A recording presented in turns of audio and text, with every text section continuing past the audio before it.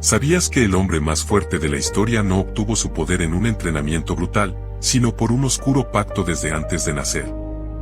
Podía despedazar leones y aniquilar ejércitos enteros con sus manos, pero su mayor debilidad no fue una espada, sino la traición de un beso.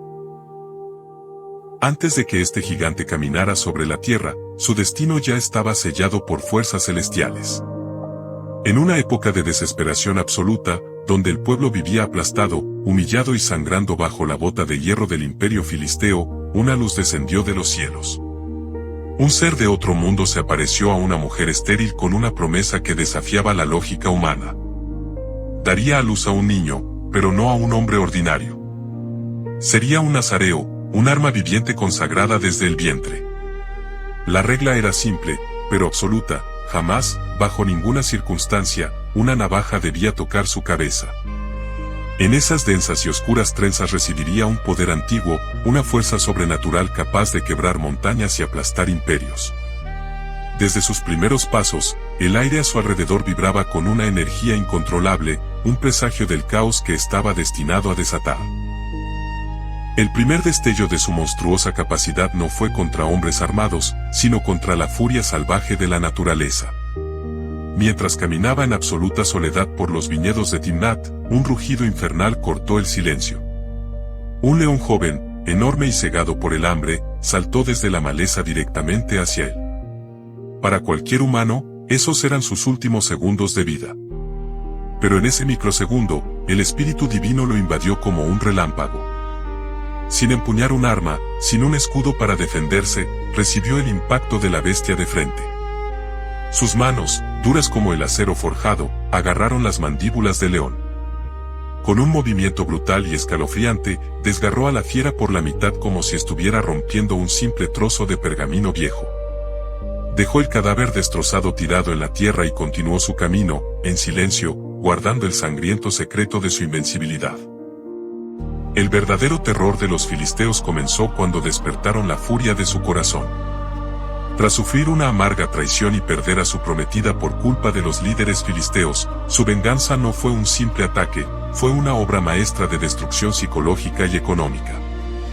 Con una paciencia aterradora, cazó a 300 zorras vivas. Ató sus colas en pares, colocando antorchas empapadas en aceite ardiente entre ellas. En la oscuridad de la noche, soltó a las bestias aterrorizadas en los extensos campos enemigos. El resultado fue un infierno terrenal. Los viñedos, los olivares ancestrales y los inmensos campos de trigo listos para la cosecha fueron devorados por un muro de fuego imparable. El cielo nocturno se tiñó de un naranja apocalíptico, y el humo asfixió a una nación que por primera vez sintió el verdadero terror de enfrentarse a un hombre que no podía ser detenido. La respuesta fue masiva e implacable. Miles de soldados filisteos, armados hasta los dientes, marcharon para aniquilar a esta amenaza solitaria.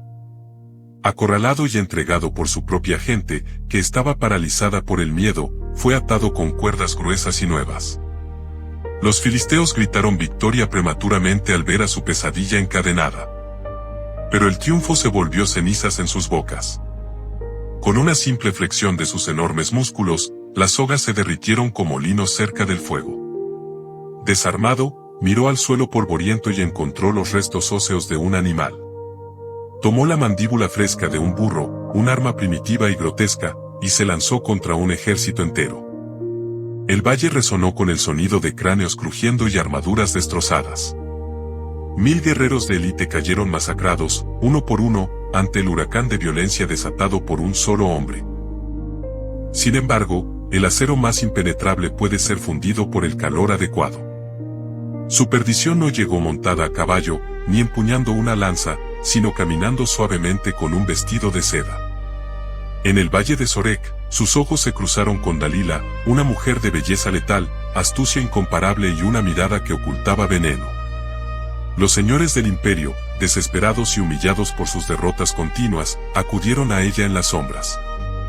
Le ofrecieron una fortuna obscena, montañas de plata brillante, a cambio de un solo secreto: descubrir de dónde provenía esa fuerza divina y cómo neutralizarla. Movida por la codicia, Dalila aceptó el trato macabro.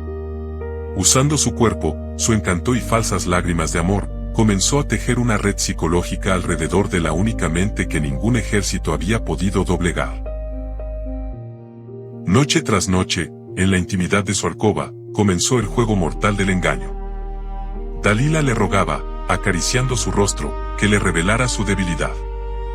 Él, divirtiéndose y creyéndose invulnerable, le mentía. Primero le dijo que perdería su poder si lo ataban con cuerdas frescas de arco. Ella lo hizo mientras dormía, gritando que los enemigos estaban sobre él, pero él rompió las cuerdas como hilos de telaraña. Luego afirmó que sogas sin usar lo detendrían, y nuevamente, al despertar, las destrozó sin esfuerzo. Incluso le dijo que tejiera sus trenzas en un telar, pero al despertar, arrancó la máquina entera de la pared. Dalila, frustrada pero implacable, intensificó la tortura emocional. Lloraba, lo acusaba de no amarla realmente, utilizando la presión mental más cruel hasta que el alma del guerrero colapsó bajo el peso de la traición disfrazada de devoción. Vencido por el cansancio emocional y bajando su guardia ante la mujer que creía su refugio, cometió el error más fatal de la historia antigua. Con la cabeza apoyada en el regazo de Dalila, sintiendo sus manos suaves acariciando su frente, dejó escapar las palabras que sellarían su destino. Le confesó el secreto de su nacimiento, el pacto divino de los nazareos y el misterio oculto en sus largas trenzas. Si su cabello era cortado, sería tan débil como cualquier hombre mortal. Dalila, con los ojos brillando de victoria y malicia, esperó a que cayera en un sueño profundo y pesado. En el silencio absoluto de la noche, hizo una señal. Un hombre se acercó entre las sombras con una navaja afilada. Mechón por mechón, la gloria divina cayó al suelo frío. El pacto se había roto. Cuando los gritos de guerra volvieron a resonar en la habitación, él despertó pensando que se liberaría como todas las veces anteriores. Se levantó para sacudirse, para invocar esa energía aplastante, pero el aire estaba vacío. La fuerza sobrenatural se había esfumado por completo, estaba solo, vacío, humano. Los soldados filisteos se abalanzaron sobre él sin piedad. No hubo combate justo. Lo inmovilizaron, lo encadenaron con grilletes de bronce pesado y, en un acto de crueldad extrema, le arrancaron ambos ojos.